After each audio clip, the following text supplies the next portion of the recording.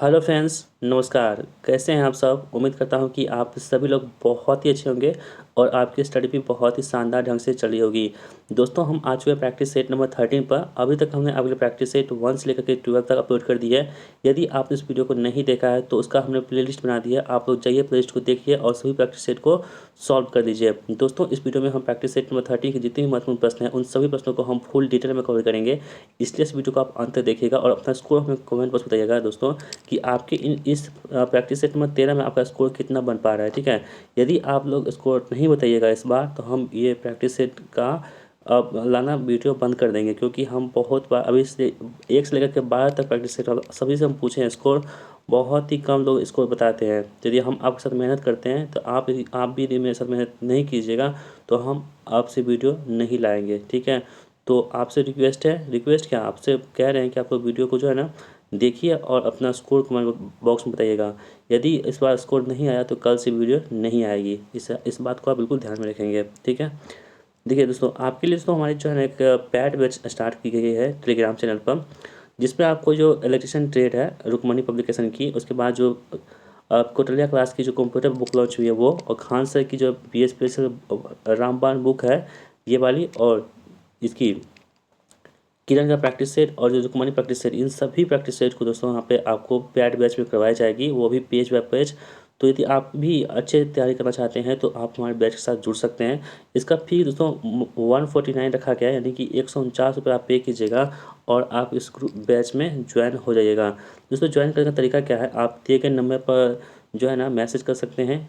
ठीक है, अपना ये 7549425490 इस नंबर पर आप मैसेज कीजिएगा। आपको जो है ना पेमेंट करने के बाद स्क्रीनशॉट शेयर कीजिएगा, आप ग्रुप में ऐड कर दिया जाएगा। तो चलिए दोस्तों, हम शुरू करते हैं आज की इस प्रैक्टिस सेट को। पहला सवाल दोस्तों आपकी स्क्रीन पर आ चुका है, कह रहा है कि कलकत्ता में 1800 में फोर्ट विलियम कॉलेज की स्थापना निम्नलिखित में से किसने की थी। ठीक है, तो देखिए आपके पास 4 ऑप्शन दे रखे हैं, जॉन सॉर ने, वारन हेस्टिंग्स ने, रिचर्ड वेलेस्ली ने और चार्ल्स कॉर्नवालिस ने। तो दोस्तों आपको बता दें, जो कोलकाता में जो है ना फोर्ट विलियम कॉलेज है, इसकी स्थापना की गई थी, वो की गई थी किसके द्वारा, तो ये रिचर्ड वेलेस्ली द्वारा की गई थी। ठीक है दोस्तों, देखिए इसकी स्थापना जो हुई थी ना, ये आपको हुई थी कब, ये 10 जुलाई 1800 ईस्वी को जो है ना कोलकाता में फोर्ट विलियम कॉलेज की स्थापना होती है। तो क्वेश्चन ये ऐसे ही बनता है कि फोर्ट विलियम कॉलेज कहाँ पे है, तो आपको बताना होगा कलकत्ता में। इसका स्थापना किसने किया था, तो रिचर्ड वेलेस्ली द्वारा इसकी स्थापना की गई थी। और इसका स्थापना कब हुआ था, तो 10 जुलाई 1800 ईस्वी को इसकी स्थापना होती है। ठीक है, तो ये बात हुई पहली। दोस्तों हम बात करते हैं कि कार्नवालिस से संबंधित। तो कार्नवालिस के बारे में आप बात ध्यान रखिएगा, इन्होंने अस्थायी बंदोबस्त लागू किया था। ठीक है, अस्थायी बंदोबस्त किसने लागू किया था, आपसे पूछा जाए कि अस्थायी बंदोबस्त किसने लागू किया था, तो वो कार्नवालिस पर लागू किया था। कब किया गया था दोस्तों, वो 1793 ईस्वी में अस्थायी बंदोबस्त लागू की गई थी। इसे आप बिल्कुल ध्यान में रखेंगे।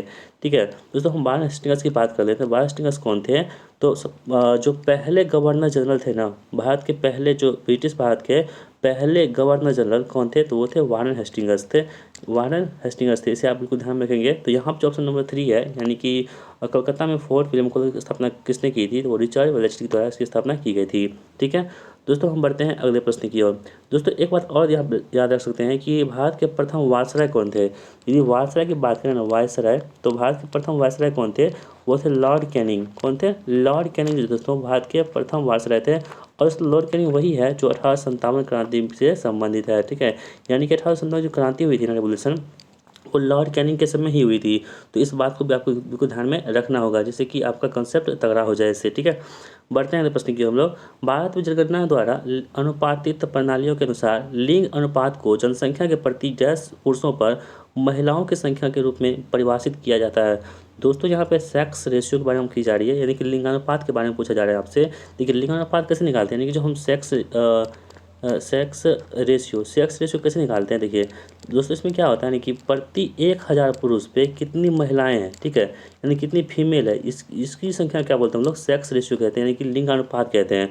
तो ये कह रहा है कि भारत में जो जनगणना होती है द्वारा अनुपालित प्रणालियों के अनुसार लिंग अनुपात को जनसंख्या में प्रति किससे भाग देने पर पुरुषों पर महिलाओं की संख्या होती है, जो 1000 पुरुषों पर कितनी महिलाएं होती है, इसी को हम लोग क्या बोलते हैं, लिंगानुपात बोलते हैं। ठीक है, अब देखिए दोस्तों, लिंगानुपात से संबंधित कुछ इंपॉर्टेंट फैक्ट, जैसे कि भारत में सबसे जो कम लिंगानुपात है ना, वो कहाँ का है? तो सबसे कम लिंगानुपात दोस्तों वो कहाँ का है आपका? तो है ये हरियाणा का। यानी कि हरियाणा में जो है ना पुरुष ज़्यादा हैं और महिलाएं क्या है? कम है। तो कितनी है? तो 1000 पुरुष पे दोस्तों हरियाणा में मात्र कितना है? 877 महिलाएं हैं। अब सोच लीजिए कि क्या कैसे होगा ये काम, कैसे काम चलेगा? यानी कि 1000 पुरुष है यहाँ पे और 877 महिलाएं हैं कहाँ पे? हरियाणा में। तो कितनी लिंगानुपात यहाँ पे कम है, आप यहाँ पे देख पा रहे होंगे, ठीक है। और दोस्तों सबसे अधिक जो लिंगानुपात है, यानी कि मतलब पुरुषों की संख्या से भी ज़्यादा कहाँ पे है? तो आपका केरल राज्य है, ठीक है। केरल जो आपको जानते होंगे सभी, मतलब शिक्षित, जो सबसे ज़्यादा शिक्षित राज्य कौन सा है? केरल है ना। तो केरल में दोस्तों क्या है ना, सबसे अधिक जो है ना वो लिंगानुपात है। केरल हो गया राज्य में। एक और यूटी आप ले लीजिए तो कौन सा होगा? पुदुचेरी। पुदुचेरी में भी क्या है? ज़्यादा लिंगानुपात है। तो इस बात को आप बिल्कुल ध्यान में रख सकते हैं, ठीक है। तो दोस्तों हम बढ़ते हैं अगले प्रश्न की ओर। अगला सवाल हमारे पास है कि देवगढ़ का दशावतार मंदिर निम्नलिखित में से किस राज्य में स्थित है? ठीक है। मध्य प्रदेश में, उत्तर प्रदेश में, महाराष्ट्र में, राजस्थान में। तो देखिए दोस्तों, जो देवगढ़ का दशावतार मंदिर है ना, ये किस राज्य में स्थित है? दोस्तों ये है उत्तर प्रदेश में।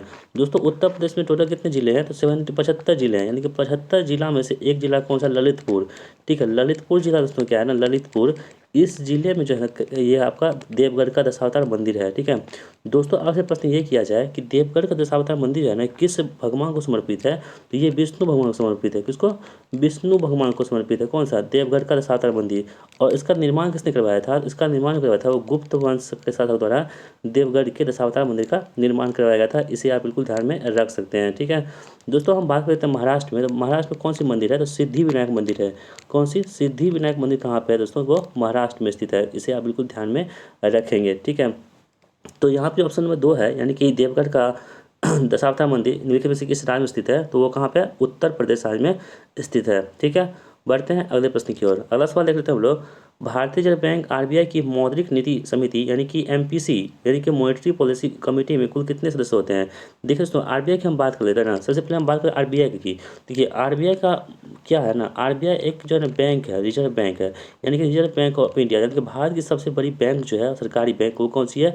आरबीआई है। देखिए आरबीआई की स्थापना कब हुई थी दोस्तों? 1934 में एक एक्ट आया था। यानी कि 1934 में एक्ट के तहत 1935 में आरबीआई की स्थापना होती है। वो कब होती है? तो 1 अप्रैल को होती है। कब? 1 अप्रैल को। यानी कि कल जैसे 1 अप्रैल था ना, तो ये उसी समय में, तो 1 अप्रैल 1935 ईस्वी को जो है ना आरबीआई की स्थापना हुई थी। किस एक्ट के तहत? 1934 के अधिनियम के तहत। ये बात पहले हो गई हमारी, ठीक है। देखिए आरबीआई की जो होती है ना, एक मॉनेटरी एमपीसी होती है, यानी कि मॉनेटरी पॉलिसी कमेटी होती है। इसमें क्या इसका काम यह होता है कि जो मुद्रास्फीति होती है, जो मुद्रास्फीति कब होती है? जब पैसा का मान बढ़ जाता है ना, उसे बोलते हैं मुद्रास्फीति। और अपस्फीति किसे बोलते हैं? जब मूल्यों की, जो रुपये की जो वैल्यू कम हो जाती है, उसे बोलते हैं अपस्फीति बोलते हैं। तो इसी को कंट्रोल करने के लिए जो एमपीसी बनती है, किसका? आरबीआई का बनता है। तो इसमें क्या कहते हैं कि कुल कितने सदस्य होते हैं दोस्तों? तो आरबीआई के एमपीसी में कुल सदस्य होते हैं वो 6 सदस्य होते हैं। इसे आप बिल्कुल ध्यान में रखेंगे। दोस्तों वर्तमान जो आरबीआई के गवर्नर है वो कौन है? तो शक्तिकांत दास है, ठीक है।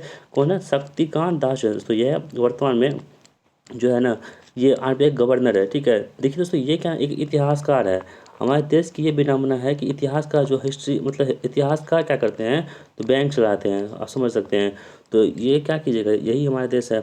तो आरबीआई जो स्थापना हुई थी 1934 एक्ट के तहत हुई थी और 1935 में स्थापना होती है, ठीक है। यहाँ जो 1 अप्रैल को हुई है।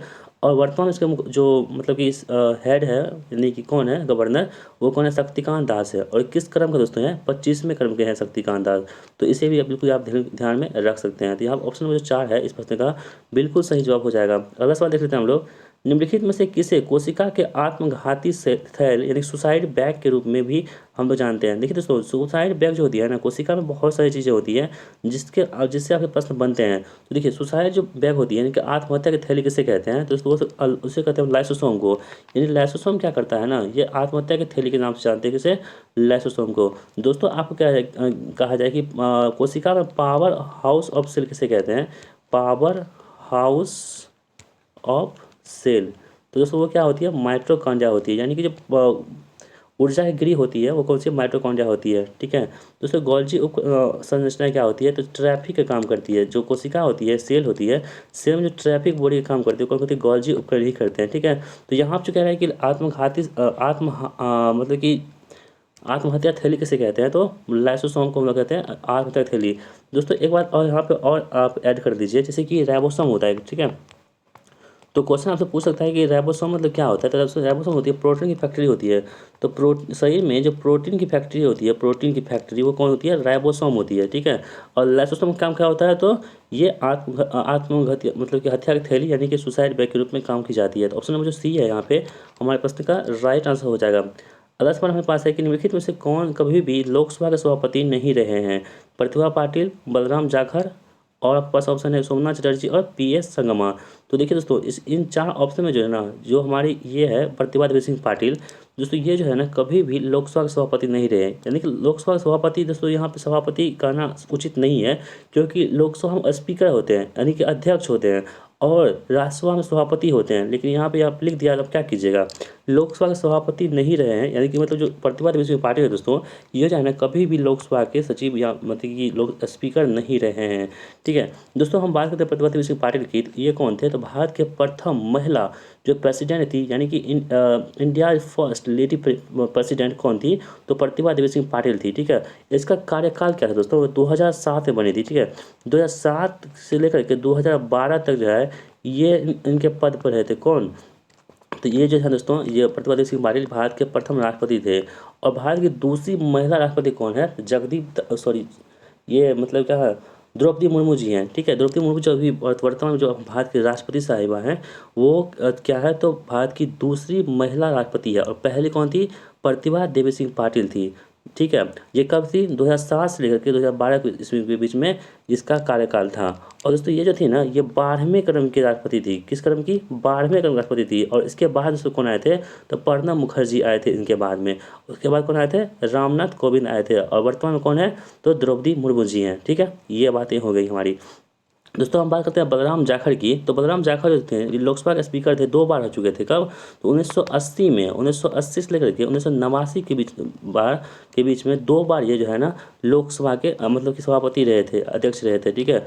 और दोस्तों अभी वर्तमान में जो लोकसभा के अध्यक्ष है वो कौन है, वो दोस्तों ओम बिरला साहब है। ठीक है। ओम बिरला जो है वर्तमान में क्या है, तो 17वीं लोकसभा वर्तमान में है। और इसके जो अध्यक्ष कौन है, तो ओम बिरला है। ठीक है। और दोस्तों ओम बिरला को जो है ना, मतलब कि कहाँ से ये सांसद है, यदि आप लोग जानते हैं तो कमेंट बॉक्स में इसका आंसर जरूर बताइएगा। ठीक है। हम जानना चाहते हैं कि आपको थोड़ी सी भी इसके बारे में नॉलेज है या नहीं है। ठीक है, कमेंट बॉक्स में इसका आंसर जरूर बताएंगे आप लोग।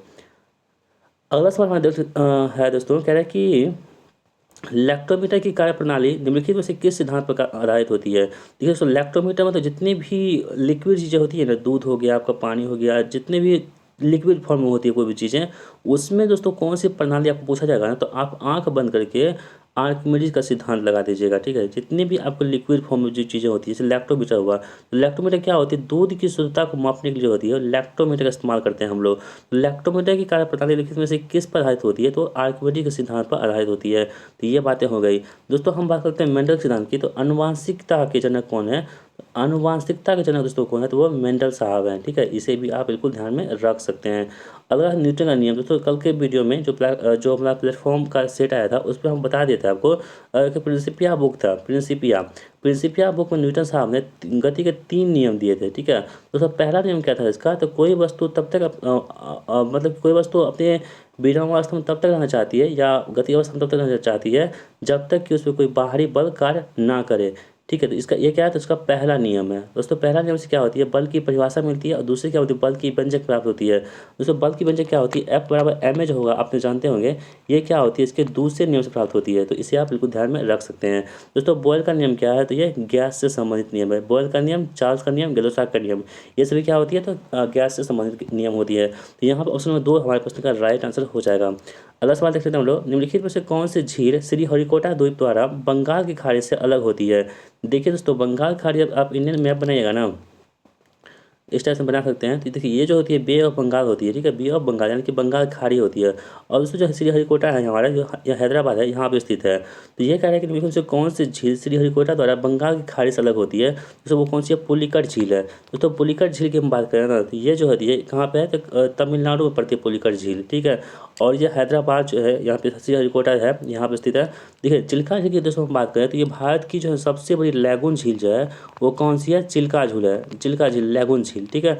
और दोस्तों ये जो है ना चिल्का झील कहाँ पड़ता है, तो उड़ीसा राज्य में पड़ता है चिल्का झील, और भारत की सबसे बड़ी लैगून झील है, इसे आप ध्यान में रखेंगे। और जो पुलिका झील है ना, ये भारत की दूसरी सबसे बड़ी लैगून झील है, इसे भी आप बिल्कुल ध्यान में रख सकते हैं, ठीक है। और जो वेम्बनाड झील है ना दोस्तों, ये कहाँ पे है, तो ये केरल में स्थित है। कहाँ पे, केरल में जो है वेम्बनाड झील स्थित है। तो इस पॉइंट को आप बिल्कुल ध्यान में रखेंगे। जो यहाँ पे ऑप्शन नंबर 3 जो है यानी कि पुलिका झील, इस प्रश्न का हमारा सही जवाब हो जाएगा। अगला सवाल हमारे पास है कि देश में आज़ादी के लिहाज से सड़कों के घनत्व के मामले में बिहार की रैंकिंग क्या है। दोस्तों सड़क जो घनत्व की बात करें तो बिहार की रैंकिंग जो होगी वो क्या होगी। देखिए इस रैंकिंग में जो पहले स्थान पर आता है ना, पहले पायदान पे, तो वो कौन होते हैं, तो वो दोस्तों कौन है, केरल है, ठीक है। पहले स्थान पर कौन है, केरल है। इसका जो घनत्व है दोस्तों वो कितनी है, 692 किलोमीटर है, ठीक है। और दूसरे स्थान पर दोस्तों कौन से आती है, तो 689 के साथ जो है ना उड़ीसा दूसरे स्थान पर आती है। और जो बिहार अपना है, बिहार बिहार दोस्तों कितनी है, तो 223 जो है ना किलोमीटर के साथ ये चौथे स्थान पर आती है। तो कुछ आपसे पूछ सकता है कि देश में आज़ादी के लिहाज से, आबादी के लिहाज से सड़कों के घनत्व के में बिहार की रैंकिंग क्या है, तो वो कितनी है, चौथी रैंकिंग है। और कितना किलोमीटर है तुम्हारा, 223 किलोमीटर है। इसे आप बिल्कुल ध्यान में रखेंगे। अगला सवाल हमारे पास है कि 2011 की जनगणना के अनुसार बिहार में महिला साक्षरता दर कितनी है। दोस्तों ये प्रश्न बहुत ही ज़्यादा इंपॉर्टेंट है, बहुत ही ज़्यादा इंपॉर्टेंट है। इसे आप गांठ बांध के रख लीजिए। यदि चुनाव ने, यदि जनसंख्या नहीं मतलब जनगणना नहीं हुआ तो 2011 की जनगणना आपसे पूछा जाएगा, और पूछा जाएगा तो यही साक्षरता वाला प्रश्न पूछा जाएगा। अभी रिसेंटली जो बिहार दरोगा एग्जाम हुआ था 1275 पोस्ट पे, उसमें कई ऐसे प्रश्न पूछे गए थे जो आपके जनगणना संबंधित है। तो जनगणना आपके लिए इंपॉर्टेंट है। तो यहाँ पे क्या है कि 2011 की जनगणना के अनुसार बिहार में महिला साक्षरता दर कितनी है। दोस्तों देखिए जो महिला साक्षरता दर देखिए टोटल कितनी है ना, बिहार की हम साक्षरता दर की हम बात कर लेते हैं, टोटल कितनी है, 61.8% दोस्तों की है टोटल हमारी बिहार की साक्षरता परसेंटेज है। इसमें भी हम बात करते हैं कि मेल कितना है और फीमेल कितना है दोस्तों। तो मेल जो हमारे पास है ना, यदि कि पुरुष कितना है, तो 71.2%, 71.2% दोस्तों क्या है, तो हमारी जो है मेल मतलब कि ये साक्षरता है। और फीमेल कितनी है, तो 51.5% है, ठीक है। तो यहाँ पे क्या पूछ रहा था आपसे कि महिला साक्षरता दर कितनी है, तो 51.5% जो है ये महिला साक्षरता दर है। जो ऑप्शन नंबर ए यहाँ पे हमारे पास का सही जवाब होगा। दोस्तों यदि आपसे पूछा जाए कि बिहार के किस जिले में सबसे अधिक महिला मतलब कि साक्षरता नहीं है, यानी कि सबसे अधिक अनपढ़ महिला कहाँ पे है, तो दोस्तों वो जिला कौन सा होगा, सहरसा जिला हो जाएगा, ठीक है। सहरसा जिला दोस्तों क्या है ना, सहरसा में सबसे कम महिला पढ़ी लिखी है, सबसे कम साक्षरता दर सहरसा का ही है, ठीक है। इसे आप बिल्कुल ध्यान में रख सकते हैं। अगला सवाल दोस्तों रीजनिंग का प्रश्न है, और ये प्रश्न आपके लिए हम छोड़ेंगे। कमेंट बॉक्स में इसका आंसर जरूर बताएंगे आप लोग। यदि वीडियो में कमेंट बॉक्स में आंसर नहीं बताएंगे ना, तो हम वीडियो लाना छोड़ देंगे, ठीक है। दोस्तों आपको हम बता दें अभी अभी कितना टाइम हो रहा है, आप देख लीजिए। एक सेकंड एक देखिए, आपके पास घड़ी आ चुका है, देखिए अभी जो है मतलब कि 12:40 हो रहा है, और हम वीडियो को रिकॉर्ड कर रहे हैं। तो हम आपके लिए कितनी मेहनत कर रहे हैं रात को जग करके, जिससे कि आपका बाहर से कोई आवाज़ नहीं आए। लेकिन आप लोग जब वीडियो देखिएगा और कमेंट बॉक्स में अपना स्कोर नहीं शेयर कीजिएगा तो हमें बहुत बुरा लगेगा। तो हम क्या करेंगे, आपके लिए मेहनत करना छोड़ देंगे। यदि हम अपनी मेहनत करते हैं ना, तो हम चाहते हैं कि आप भी मेहनत कीजिए। आप पूरी वीडियो को देखिए और स्कोर बताइए। इसमें आपका क्या जाएगा, कुछ नहीं जाने वाला है, ठीक है। लेकिन स्कोर शेयर कीजिएगा ना, तो आपको मनोबल होगा कि हम इस सेट में इतना इतना नंबर लाए हैं, तो अगले सेट में इतना और आगे हम नंबर लाने की कोशिश करेंगे। लेकिन आप तो ऐसा कीजिएगा नहीं, नहीं कीजिएगा तो हम भी वीडियो लाना छोड़ देंगे, ठीक है। तो आप इस पर मेहनत कीजिएगा, ठीक है। अगला सवाल देख लेते हैं दोस्तों, कह रहा है कि इसको आपको बताना है, इसका आंसर हमें कमेंट बॉक्स में बताना है, ठीक है। चलिए अगला सवाल है हमारे पास है कि उस वेन आरेख का चयन कीजिए जो निम्नलिखित वर्गों के मध्य संबंध का सर्वश्रेष्ठ निरूपण करता है। अविवाहित हो गया, पुरुष हो गया, वकील हो गया। दोस्तों कौन इस पर सही होगा, देखिए इसमें दोस्तों जो ऑप्शन नंबर ए हमारा है ना, ये क्या होगा, इस प्रश्न का सही जवाब हो जाएगा, ठीक है। ये मतलब ऐसा डायग्राम इसमें बनेगा। अगला सवाल देख लेते हैं हम लोग, उस समुच्चय का चयन कीजिए जिसकी संख्याओं के मध्य वही संबंध है जो दिए गए समुच्चय की संख्याओं के मध्य होता है, ठीक है। दोस्तों इसमें देखिए क्या हो रहा है, इसमें आप गौर से देखिएगा ना, इसमें देखिए ये जो कैसे बन रहा है, 1185 कैसे हो रहा है, 11 गुना 7 प्लस 8 कीजिएगा ना, कितना 11 77 प्लस 8 कितना होता है, 85 होता है ना, ठीक है। अब जो आया उसमें क्या करेंगे, हम गुना 2 और -3 करेंगे, तो 85 गुना 2 और -3 की 167 आ जाएगा। तो सेम यही प्रक्रिया कहाँ हो रही है, तो ऑप्शन नंबर 4 में हो रही है। आप करके देख लीजिए, देखिए 13 है ना, 13 गुना 7 प्लस 8 कीजिए, कितना हुआ, कितना हो जाएगा आपके पास, 100 मतलब 99 हो जाते हैं, 98, और 98 प्लस 8 कितना हो जाएगा,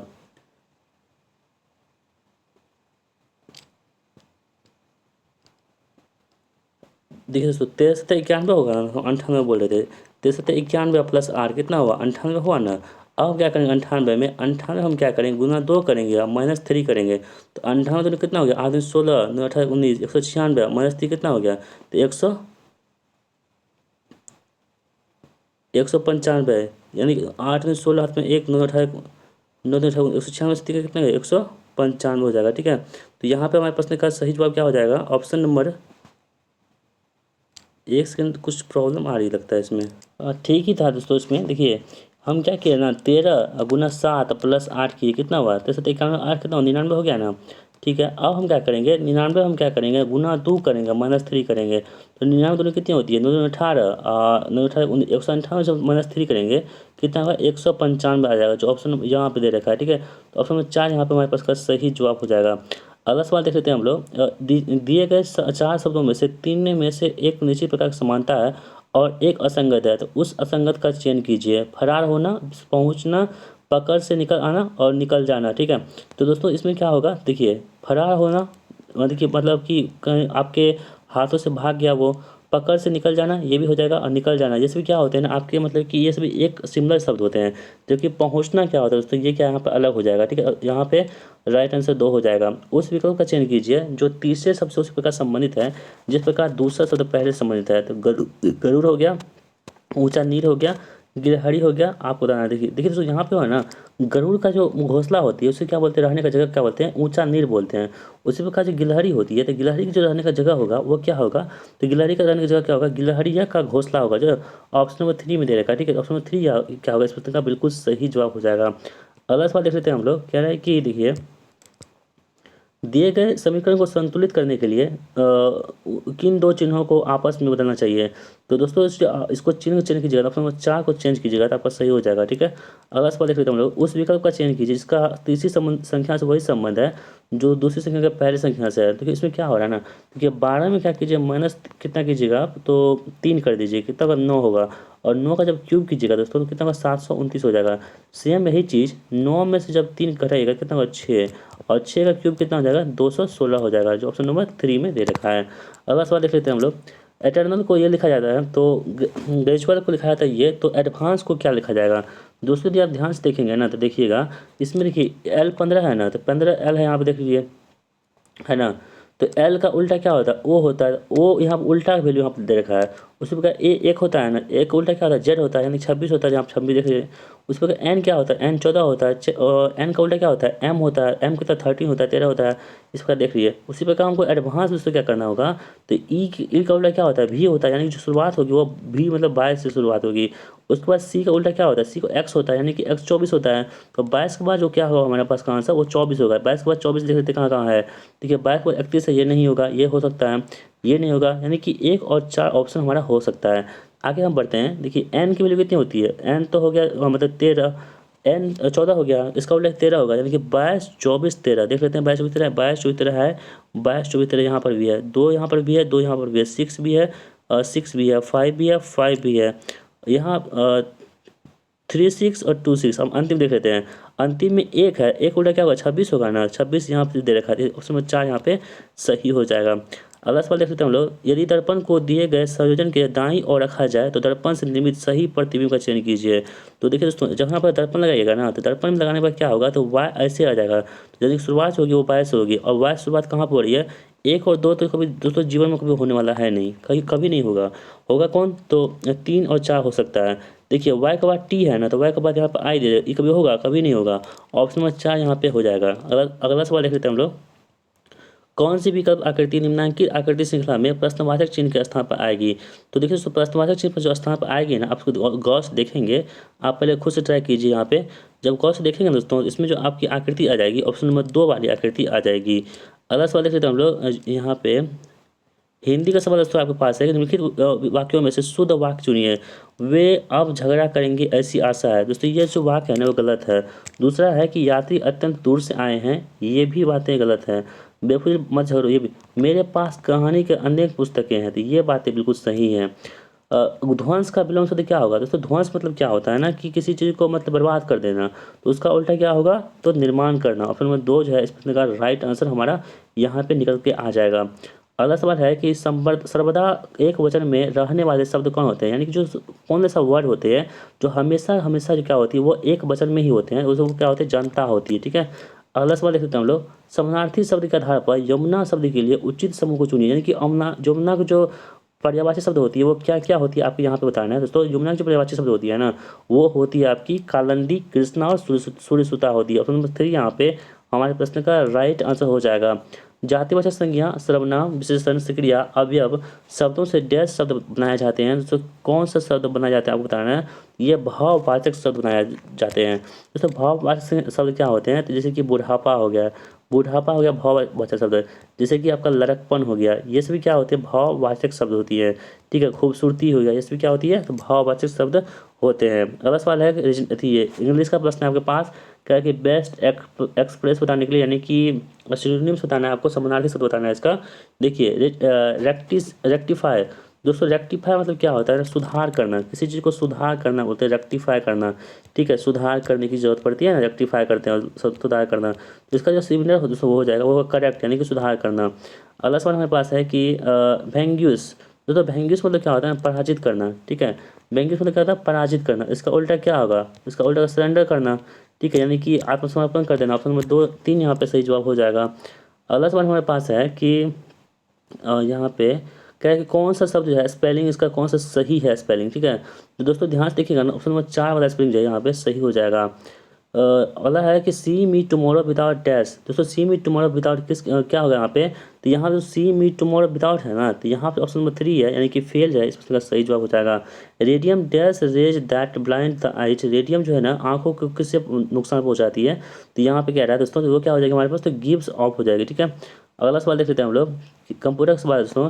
बताइए कि निम्नलिखित कथन सत्य है या असत्य। MS वर्ड में लैंडस्केप एक मान्य पेज मार्जिन हो विकल्प है। नहीं दोस्तों, MS वर्ड में दोस्तों क्या होती है ना, लैंडस्केप और जो पोर्ट्रेट मोड होती है उसको हम मैनुअली कर सकते हैं, ये डिफ़ॉल्ट रूप से नहीं होते हैं, तो ये गलत हो जाएगा। ठीक है, दूसरा देख सकते हैं हम लोग, MS वर्ड में पोर्ट्रेट एक मान्य पेज मार्जिन विकल्प है। ये भी नहीं दोस्तों, हम क्या कर सकते हैं, MS वर्ड में हम क्या कर सकते हैं, डिफ़ॉल्ट रूप से दोस्तों क्या होती है, ये पोर्ट्रेट और लैंडस्केप नहीं होता है। हम इसे क्या कर सकते हैं, अपनी सुविधा के अनुसार जो है इसे हम लोग चेंज कर सकते हैं। तो यहाँ पे दोनों कथन क्या हुआ, गलत हो गया। ऑप्शन नंबर 2 यहाँ पे सही जवाब हो जाएगा। अगला सवाल देख लेते हैं हम लोग, MS वर्ड में टेबल के बारे में निम्नलिखित में से कौन सा कथन असत्य है, यानी कि कौन सा कथन इसमें गलत है, आपको ये चूज करना है। तो दोस्तों जिसमें गलत है ऑप्शन नंबर 2 जो है गलत है, बाकी जो है सभी सही है, आप लोग पढ़ लीजिए। अगला सवाल देख लेते हैं हम लोग, MS वर्ड में निम्नलिखित में से कौन सा व्यू ऑप्शन दिखाता है कि आपका डॉक्यूमेंट वेब पेज के रूप में कैसा दिखाई देगा। तो कौन सा ऑप्शन दिखाई देता है दोस्तों, जो आपका डॉक्यूमेंट जो है वेब पेज के रूप में दिखाई देगा। आपके पास 4 ऑप्शन है, आउटलाइन है, वेब लेआउट है, प्रिंट लेआउट है और रीड मोड है। तो दोस्तों इन 4 ऑप्शन से आपका सही जवाब क्या होगा, आपको ये चूज करना है। ठीक है, तो देखिए दोस्तों आप ध्यान से देखेंगे, इस चीज़ को पढ़ेंगे तो आपको ये पता चल पाएगा इसमें कि ऑप्शन में जो 2 है ना हमारा वेब लेआउट, इस प्रश्न का सही जवाब हो जाएगा। ठीक है, अगला सवाल देख लेते हैं हम लोग, MS वर्ड के हाल ही संस्करण जैसे कि वर्ड 2016 में होम मेनू के तहत फ़ॉन्ट कमांड समूह के भाग के रूप में निम्नलिखित में से क्या दिखाई देता है। तो क्या इसमें दिखाई देता है, आपको ये बताना है दोस्तों, तो बहुत ही चेंज केस दिखाई देता है। अगला सवाल देख लेते हैं हम लोग, MS एक्सेल वर्कशीट में जब आप B3 से शुरू करके B3 G9 सेल्स की एक रेंज को सिलेक्ट करते हैं तो नेम बॉक्स में क्या प्रदर्शित होगा। तो दोस्तों नेम बॉक्स में क्या प्रदर्शित होगा, आपको ये बताना है। तो ये जो होगी इसमें B3 प्रदर्शित होगी। अगला सवाल हमारे पास है कि IMAP एक ईमेल संबंधित प्रोटोकॉल होती है। IMAP का पूर्ण नाम क्या होता है। दोस्तों ये प्रश्न जो है ना कल के सेट में, यानी कि प्लेटफॉर्म के सेट में आपको ये प्रश्न देखने को मिल गए थे। यहाँ पे सेम वही प्रश्न यहाँ पे पूछा गया है दोस्तों। तो वो दोस्तों क्या होगा, तो इंटरनेट मैसेज एक्सेस प्रोटोकॉल हो जाएगा। अगला सवाल हमारे पास है कि क्रोम ब्राउज़र में बाईं ओर प्रत्येक खुले टैब में जाने के लिए निम्नलिखित में से किस कीबोर्ड शॉर्टकट का उपयोग करते हैं। तो दोस्तों वो शॉर्टकट जो होती है कीबोर्ड, वो कौन सी हमारी होती है, ये होती कौन सी, Ctrl+Shift+Tab होती है। ऑप्शन नंबर 2 यहाँ पे हमारे प्रश्न का सही जवाब हो जाएगा। अगला सवाल देख लेते हैं हम लोग, कह रहा है दोस्तों यहाँ पे निम्नलिखित में से क्या URL का एक भाग नहीं है। दोस्तों ये प्रश्न जो आपको प्लेटफॉर्म से ही लिया गया है। ठीक है, अब कौन किसका कॉपी कर रहा है हमको पता नहीं। देखिए ये प्रश्न उसमें था प्रोटोकॉल, डोमेन एड्रेस। ठीक है, उसके बाद देखिए दोस्तों प्रोटोकॉल होबे करता है, ठीक है, डोमेन एड्रेस भी होबे करता है। कौन सा नहीं होता है हमारा, ये नहीं होता है, कौन सी IP एड्रेस नहीं होती है। कल हम पढ़े थे इस चीज़ को, तो IP एड्रेस यहाँ पे नहीं होती है। अगला सवाल है कि एमएस एक्सेल में सेलेक्ट किए गए सेल के कंटेंट को एक एक नए बड़े सेल में संयोजित करने और केंद्र में लाने सेंटर करने के लिए निम्न से किसका उपयोग करते हैं दोस्तों। तो इसका उपयोग किसका उपयोग करते हैं आपको यहाँ पर बताना है। तो वो हम करते हैं मर्ज एंड सेंटर का इस्तेमाल करते हैं। निम्नलिखित M S of Excel formula का परिणाम क्या होगा। इसका परिणाम दोस्तों क्या हो जाएगा, तो 7 हो जाएगा। ठीक है, अगला सवाल देख लेते हैं हम लोग। ओ एम आर का पूर्ण रूप क्या होता है दोस्तों। ओ एम आर जो होती है इसका पूर्ण रूप यानी कि फुल फॉर्म क्या होता है। इसका फुल फॉर्म होता है ऑप्टिकल मार्क रीडर। अगला सवाल है संचार के दौरान टेलीफोन लाइनों में चलती है। दोस्तों टेलीफोन लाइन जो होती है उसमें कौन सी तरंगे चलती है आपको ये बताना है। तो दोस्तों वो कौन सी चलती है, तो विद्युत तरंगे इसमें टेलीफोन लाइनों में चलती है। अगला सवाल हमारे पास है कि स्विच मोड पावर सप्लाई परिवर्तित करती है। तो किसको परिवर्तित करती है आपको ये बताना है। तो स्विच मोड पावर सप्लाई होती है ना दोस्तों, ये किसको परिवर्तित करती है। तो ये परिवर्तित करती है आपको निम्न वोल्टेज डीसी को उच्च वोल्टेज डीसी में परिवर्तित करती है। कौन, SMPS। 250 वोल्ट से कम की वोल्टता क्या कहलाती है। 250 वोल्ट से कम वोल्ट की वोल्टता होती है उसे हम लोग बोलते हैं लो टेंशन बोलते हैं। ठीक है, ऑप्शन में जो है यहाँ पे ए इस प्रश्न का राइट आंसर हो जाएगा। अगला सवाल हमारे पास है कि भूमिगत लाइन का उपयोग सामान्यतः कितनी वोल्टता तक किया जा सकता है। जो भूमिगत लाइन होती है ना, तो उसका उपयोग हम लोग कहाँ किस वोल्टता तक कर सकते हैं आपको यहाँ पे बताना है दोस्तों। तो वो कर सकते हैं हम लोग कहाँ तक कर सकते हैं, तो ये 66 के भी तक कर सकते हैं। ठीक है, तो यहाँ ऑप्शन नंबर 4 यहाँ पे राइट आंसर हमारा हो जाएगा। अगला सवाल देख लेते हैं हम लोग। केबल में आच्छादित दिए जाते हैं, तो दोस्तों केबल में आच्छादित क्यों दिए जाते हैं आपको बताना है। तो केबल में जो आच्छादित होते हैं ना, ये क्यों दिए जाते हैं आपको ये यहाँ पे सही बताना है दोस्तों। ऑप्शन नंबर 3 यानी कि केबल में आर्द्रता के प्रवेश को रोकने के लिए आच्छादित दिए जाते हैं। ठीक है, अस्थिर वैद्युत प्रतिबल का वितरण समान में क्या होता है। तो अस्थिर वैद्युत प्रतिबल का वितरण होती है समान में क्या होता है आपको बताना है। इसका समान जो होता है दोस्तों वो होती है पिन टाइप इंसुलेटर में इसका समान होती है। 220 किलो वोल्ट की विद्युत परिसर लाइन में प्रयुक्त त्वरित चालक क्या होगी। तो दोस्तों प्रयुक्त जो त्वरित चालक होगी वो क्या होगी, तो ऑक्साइड फिल्म त्वरित चालक हो जाएगी। अगला सवाल हमारे पास है कि बस बार में प्रयोग की जाने वाली धातु कौन सी है। तो बस बार में जो प्रयोग की जाने वाली धातु है वो है कौन सी, एल्युमिनियम। कौन सी, एल्युमिनियम धातु है। अगला सवाल है कौन सा विद्युत संयंत्र पर्यावरण प्रदूषण समस्याओं से मुक्त है। तो इसको कौन सा है, यह हाइड्रो पावर जो संयंत्र होते हैं ये क्या होती है, तो बिजली और पर्यावरण जो प्रदूषण होती है इससे क्या होती है, ये मुक्त होती है। तो इसे आप बिल्कुल ध्यान में रखिएगा। अगला सवाल देख लेते हैं हम लोग दोस्तों। कह रहा है कि निम्नलिखित में से कौन सी सिंगल फेज मोटर उच्च पावर फैक्टर पर चलेगी। तो कौन सी सिंगल फेज जो है दोस्तों मोटर उच्च पावर फैक्टर पर चलेगी दोस्तों, तो वो चलेगी दोस्तों किस पे, तो कैपेसिटर रन मोटर पर चलेगी। अनुत्तेजित सिंगल फेज तुल्यकालिक मोटर है। दोस्तों अनुत्तेजित जो है सिंगल फेज तुल्यकालिक मोटर ये क्या होती है आपको बताना है। ये दोस्तों होती है हिस्टेरिसिस मोटर होती है। अगला सवाल देख लेते हैं हम लोग। कह रहा है कि घरेलू रेफ्रिजरेटर में प्रयुक्त होती है। दोस्तों जो घरेलू रेफ्रिजरेटर होती है यानी कि फ्रिज होती है उसमें क्या प्रयुक्त होती है आपको बताना है। दोस्तों इसमें जो प्रयुक्त होती है सिंगल फेज प्रेरण मोटर इसमें प्रयुक्त होती है। ठीक है, ऑप्शन नंबर 4 जो है इस प्रश्न का बिल्कुल सही जवाब हो जाएगा। अगला सवाल देख लेते हैं हम लोग। तुल्यकालिक मोटर जब स्टार्ट हो जाती है तब फील्ड वाइंडिंग प्रारंभ में क्या होती है। तो देखिए दोस्तों जब तुल्यकालिक मोटर जब स्टार्ट हो जाती है ना, तो फील्ड वाइंडिंग जो वाइंडिंग प्रारंभ में क्या होते हैं, तो ये होते हैं दोस्तों, तो लघु पथित होती है। कौन सी, लघु पथित यानी शॉर्ट सर्किट होती है। अगला सवाल देख लेते हैं हम लोग। कह रहा है कि तुल्यकालिक मोटर का भी वक्र निम्न के माध्य के संबंध बनाता है। तो किसके माध्य के जो बीच में संबंध को बनाता है। तो दोस्तों इसका जो संबंध हो जाएगा ये हो जाएगी कितनी, अग्रगामी पावर फैक्टर के बीच में संबंध बनाती है। यदि डायरेक्ट कनेक्टेड डेल्टा की मोटर की शुरुआती बल आघूर्ण 100% हो तो स्टार कनेक्टेड 3 फेज प्रेरण मोटर के शुरुआती बल आघूर्ण का प्रतिशत कितना होगा। तो दोस्तों इसको निकालने के बाद जो है ना ये कितना हो जाएगा, तो देखिए निकालेंगे कैसे। तो 3 फेज है ना प्रेरण मोटर, तो 100 बटे क्या करेंगे 3 कर देंगे। इसे आप काटिएगा कितना आ जाएगा, 33.33% आ जाएगा ना, जो ऑप्शन नंबर किसमें दे रखा है, बी में दे रखा है। अगला सवाल हमारे पास है कि इंडक्शन मोटर डैश के समान सिद्धांत पर कार्य करता है। दोस्तों इंडक्शन मोटर जो होती है किसके समान पर काम करती है, तो ये काम करती है दोस्तों किसके सिद्धांत पर, तो ये काम करती है ट्रांसफार्मर के सिद्धांत पर काम करती है। अगला सवाल है एक 3 फेज 4 तार प्रणाली के एक फेज लैंप लोड को फीड कर रहा है। 3 फेज की मोटर उस सप्लाई पर चलाने पर क्या होगा। तो दोस्तों उस सप्लाई पर चलाने पर क्या होगा आपको यहाँ पे ये बताना है।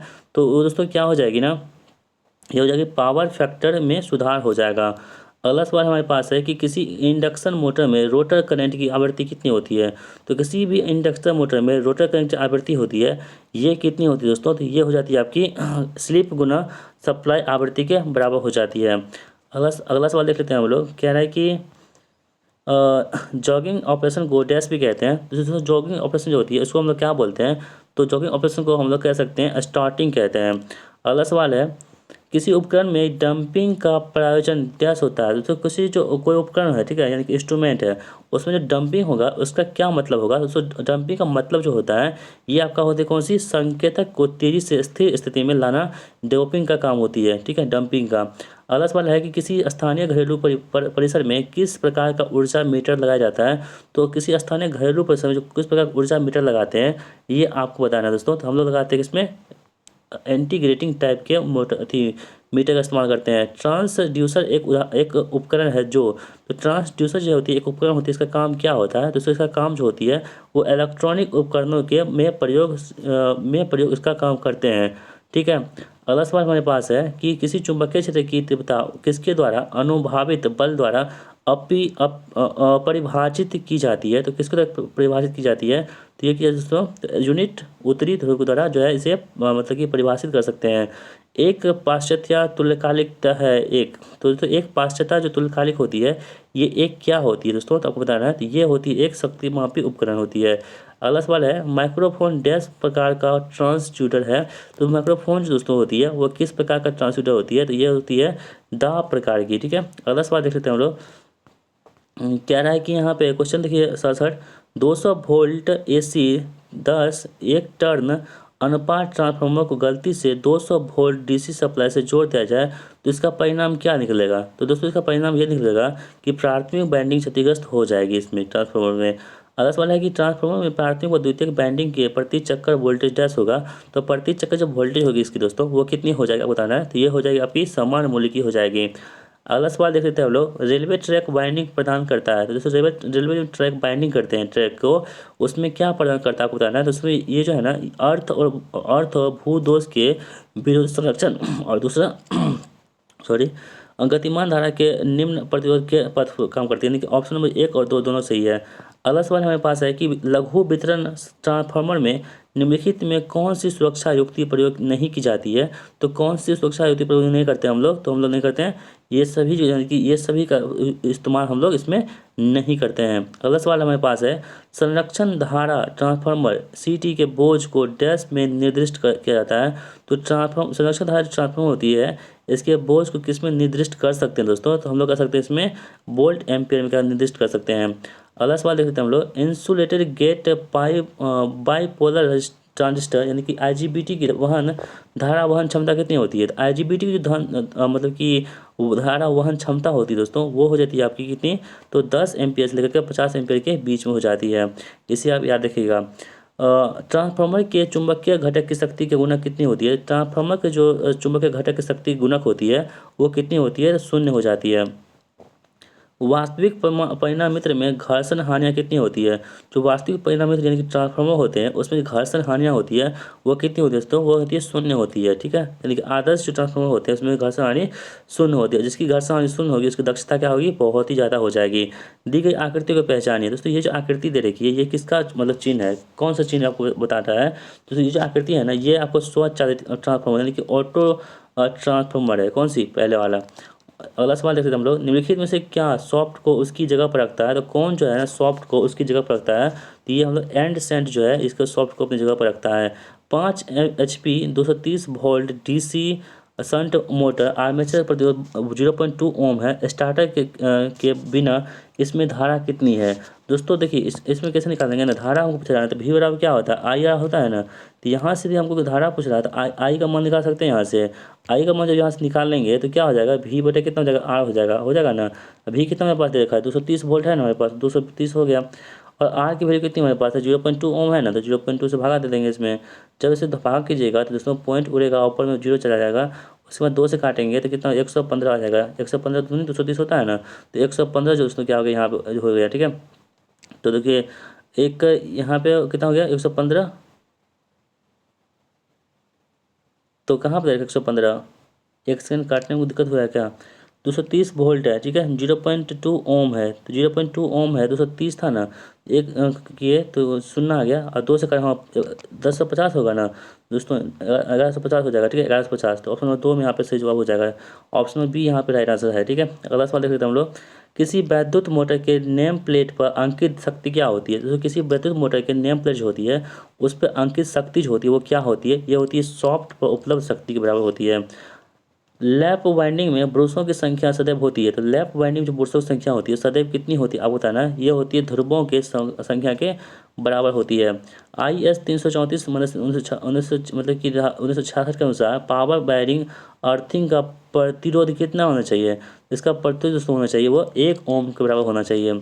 लाल रंग के तार को निम्नलिखित के उपयोग किया जाता है। तो लाल रंग की तार जो होती है इसका इस्तेमाल किस में करते हैं?